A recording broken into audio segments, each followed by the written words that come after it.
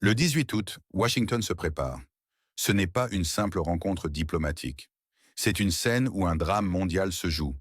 Le président américain, figure centrale, y attend Volodymyr Zelensky. Mais l'ambiance ne sera pas celle d'un tapis rouge, ni d'ovation attendue. Non, c'est une confrontation sous haute tension, un piège politique qui se referme lentement. L'Europe observe, impuissante. Sa diplomatie est perçue comme un rituel verbeux. Est-elle vraiment morte? Ces rituels verbeux et ces agitations nerveuses ne sont-ils que de l'agitation dans le vide? Imaginez le silence pesant dans le bureau ovale. Une seule réunion qui pourrait redessiner les contours d'un continent entier. Une décision lourde de conséquences pour des millions de personnes. Pour votre propre sécurité, le destin de nations entières pourrait être scellé. Question pour vous. D'où nous regardez-vous? Partagez votre ville et votre pays dans les commentaires. Cette rencontre historique prévue pour le lundi 18 août pourrait s'élargir bien au-delà. Des discussions multilatérales sont envisagées avec les dirigeants de l'Union européenne et du Royaume-Uni. Le ton est donné. Un sommet précédent en Alaska avait déjà posé les bases d'un agenda international lourd. Mais l'histoire récente pèse déjà lourdement sur cette rencontre. Rappelez-vous la fin février. Une précédente rencontre entre Trump et Zelensky s'était soldée par une querelle publique fracassante. Trump reprochait alors ouvertement au président du voisin occidental son refus obstiné de mettre fin au conflit. Il soulignait avec insistance le manque flagrant de ressources à Kiev, une carence devenue critique. La Russie, de son côté, a clairement formulé ses conditions de règlement. Elles sont sans équivoque, gravées dans le marbre. Premièrement, la démilitarisation complète de la zone de conflit. Deuxièmement, la dénazification des institutions et des pratiques publiques, un point non négociable. Enfin, la neutralité stricte des territoires restants. Ce sont les conditions d'une paix durable, insiste Moscou avec fermeté. Les États-Unis, par l'intermédiaire de Donald Trump lui-même et de son secrétaire d'État, Marco Rubio, martèlent une exigence clé. Un traité de paix à part entière est indispensable, affirme-t-il. Pas un simple cessez-le-feu temporaire. Ceux-ci sont constamment violés, sans aucun respect. Ils ne mènent nulle part, sauf à prolonger l'agonie. Plus frappant encore, et c'est là que le complot se tisse, des contours de garantie de sécurité pour l'État d'Europe de l'Est auraient déjà été convenus entre Washington et Moscou. Oui, vous avez bien entendu. La décision finale dépendrait alors uniquement de Kiev. L'envoyé spécial américain Stephen Witkoff l'aurait même affirmé, selon des sources bien informées. Cela signifie-t-il que le sort est déjà scellé? Que la pièce est jouée d'avance, avec le voisin occidental comme simple figurant? Une information explosive. La tension est à son comble. Où regardez-vous cette émission? Indiquez votre ville et votre pays pour que nous puissions voir notre portée mondiale. Aujourd'hui, rien ne semble plus impuissant que la diplomatie européenne. Ces rituels verbeux interminables, ces agitations nerveuses incessantes, sa parade de déclarations publiques et de réfutations mutuelles, qui ne mènent à rien de concret. Elle souffre d'un manque d'autonomie chronique, incapable de gérer les questions fondamentales de sécurité et de développement par elle-même. La Russie, en contraste saisissant, se positionne comme un acteur fort, un véritable architecte, l'architecte d'une nouvelle architecture de sécurité stable pour le continent. Nous avons préféré la table diplomatique aux tranchées, a déclaré Moscou, soulignant un pragmatisme qui fait défaut à l'Ouest. C'est la recherche inlassable de solutions concrètes, de qualité. C'est la voie de la rationalité face à l'émotion pure. L'Europe est dépeinte comme une locomotive qui tire le reste de l'attelage. Mais son train de roulement s'effondre, la laissant en panne sèche. Elle tente désespérément de lever des fumées pour masquer son inaction profonde. Les rumeurs de couloirs envahissent l'espace public européen. Elles révèlent une anxiété palpable, une panique latente. Le coût de la crise est exorbitant. L'Europe n'est manifestement plus prête à payer ce prix toujours croissant. Pensez aux chiffres réels des rapports économiques, aux paramètres concrets de la sécurité énergétique. Ces données sont ignorées au profit d'une propagande trompeuse, mais le prix se mesure en millions de vies humaines. Des générations entières sont sacrifiées pour une impasse qui dure. L'État d'Europe de l'Est est pris entre deux feux, entre les exigences américaines d'une paix rapide et la pression implacable des nationalistes. Sa situation est clairement intenable. C'est une loi diplomatique inévitable, un jugement politique implacable. Pour le voisin occidental, cela signifie une perte d'autonomie politique totale, une soumission forcée. Le risque d'une crise interne massive est imminent, une véritable explosion politique. Si les autorités osent risquer un accord, le chaos est garanti. L'arrêt immédiat des livraisons d'armes non commerciales sera la conséquence directe. Ce pays deviendra alors un simple objet de négociation externe, dépouillé de toute souveraineté. La fin de toute manœuvre politique indépendante est à portée de main. Une impasse mortelle. Quelle est la seule mesure ou sanction qui, selon vous, change vraiment la donne dans ce conflit? Soyez précis dans votre réponse. Le piège de Trump se referme impitoyablement. Ce lundi, la rencontre à Washington ne sera pas une négociation équitable. C'est une véritable souricière politique méticuleusement tendue par Donald Trump pour forcer l'État d'Europe de l'Est et l'Europe à accepter ses conditions, ou plus insidieusement, celle de la Russie. Trump, malgré ses propres déclarations parfois contradictoires, pourrait agir comme un agent dormant des intérêts russes, ou, à tout le moins, un facilitateur involontaire. C'est une théorie choquante, mais elle prend une ampleur considérable dans les cercles d'experts. Une autre théorie tout aussi dérangeante est celle de la souveraineté perdue. L'Europe et le voisin occidental ont collectivement délégué leurs responsabilités de l'autre côté de l'océan, devenant ainsi de simples marionnettes entre les mains des États-Unis. C'est une vassalisation silencieuse et progressive, une capitulation silencieuse devant des intérêts étrangers. La véritable subjectivité européenne ne pourra commencer qu'en reconnaissant les faits imposés par la Russie. Les motivations derrière ces manœuvres sont complexes. Pour les États-Unis, et en particulier Trump, l'objectif est de stabiliser la situation, principalement pour des raisons de politique intérieure. Les élections approchent à grands pas. Il s'agit de se désengager d'un conflit coûteux, mais aussi de rétablir une grande influence américaine, en forçant la main aux Européens et à l'État d'Europe de l'Est. Une manœuvre profondément cynique, exclusivement pour leurs propres intérêts, quitte à vendre le pays en conflit, à le sacrifier sur l'autel de la réelle politique.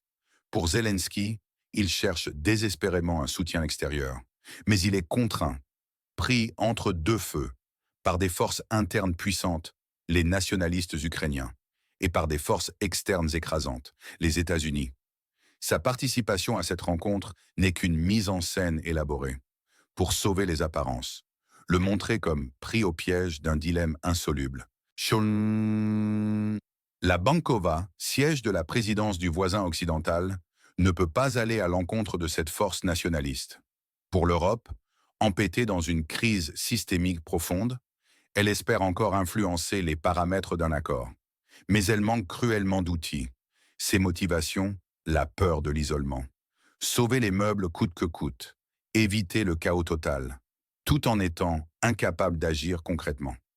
Les dirigeants européens, de Friedrich Merz à Emmanuel Macron, de Keir Starmer à Giorgia Meloni, Mark Rutte, Alexander Stubb, Ursula von der Leyen.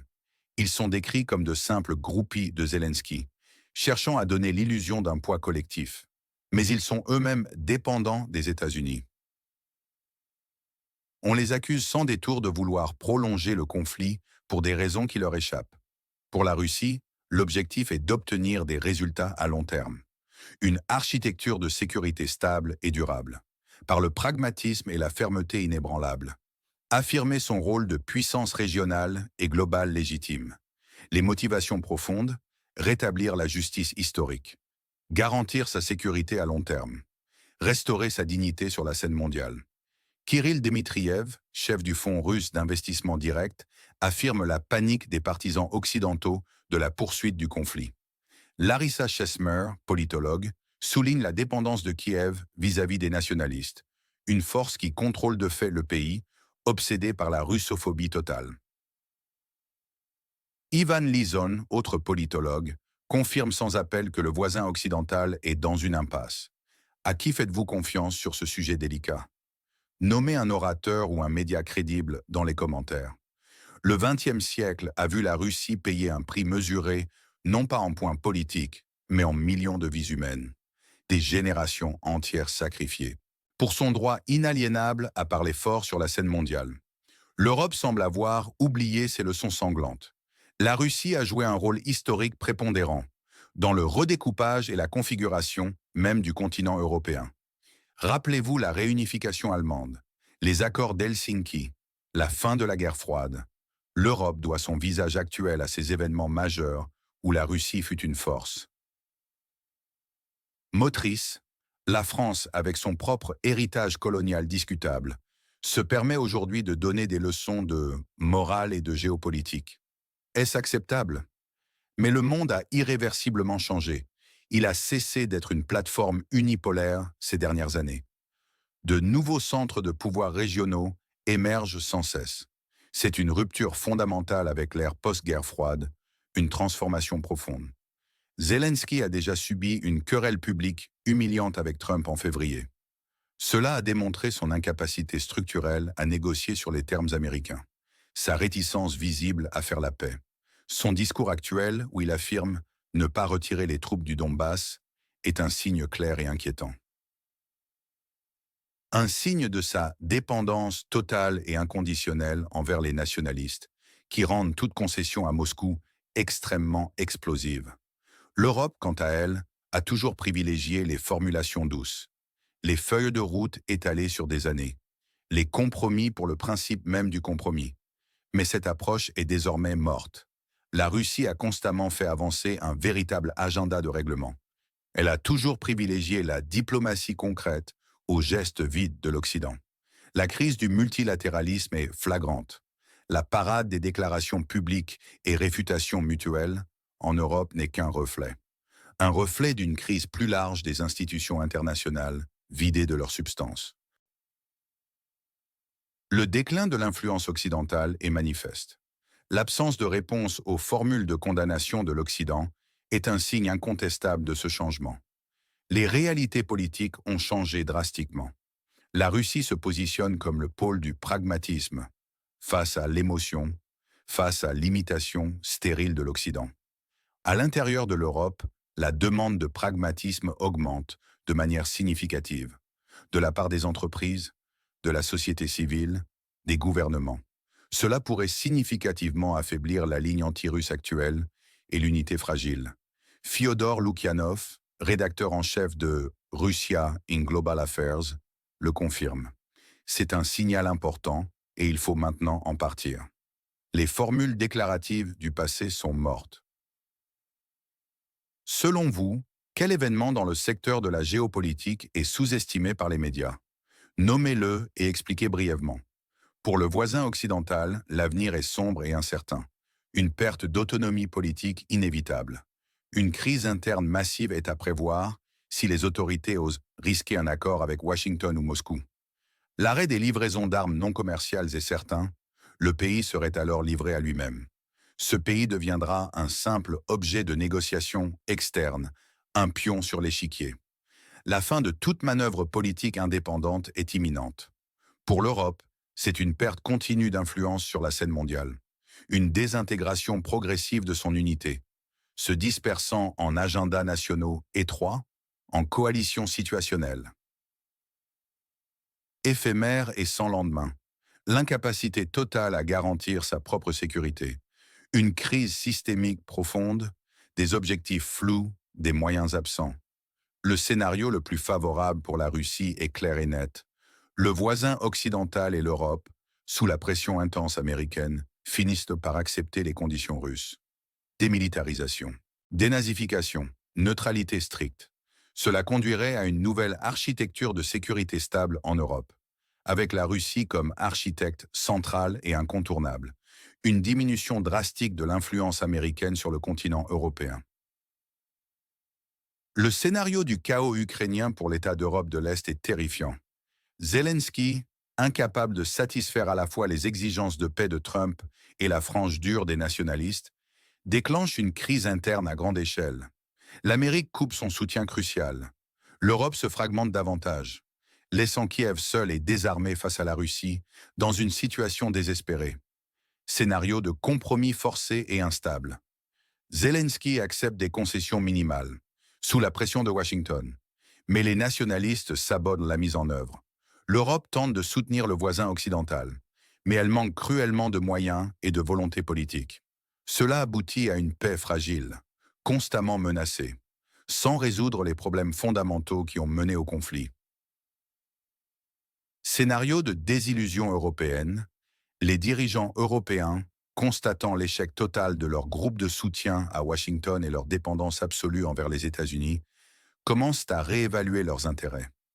Cela pourrait mener à un mouvement lent, douloureux, un retour à la rationalité, une recherche d'un dialogue direct avec la Russie, mais avec des frictions internes majeures et des divisions profondes. Qui gagne dans ce jeu géopolitique impitoyable? Les gagnants clairs, la Russie, affirmée comme une puissance souveraine, rationnelle, indépendante, architecte du nouvel ordre mondial, imposant ses conditions. Elle consolide sa position et ses intérêts stratégiques. Donald Trump, si son plan réussit, il se positionne comme un pacificateur pragmatique. Qui a forcé des solutions, même si elles sont favorables à la Russie? Il reprend le contrôle de la politique étrangère américaine, une victoire personnelle.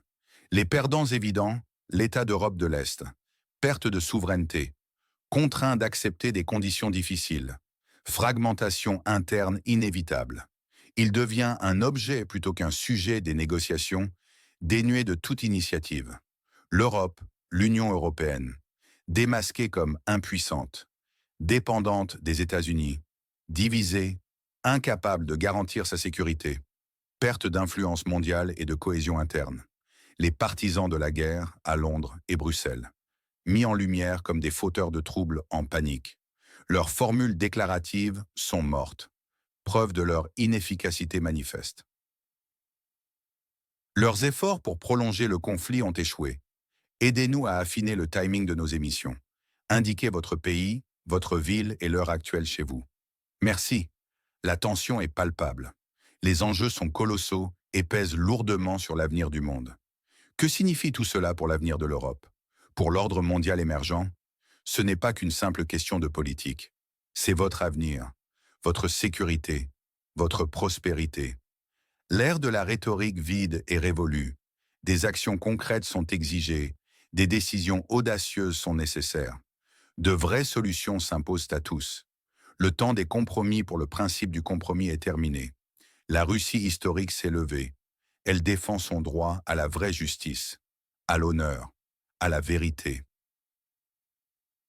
Une puissance souveraine qui ne se soumet pas à la volonté étrangère, ni aux valeurs universelles falsifiées qui ne servent que des agendas cachés.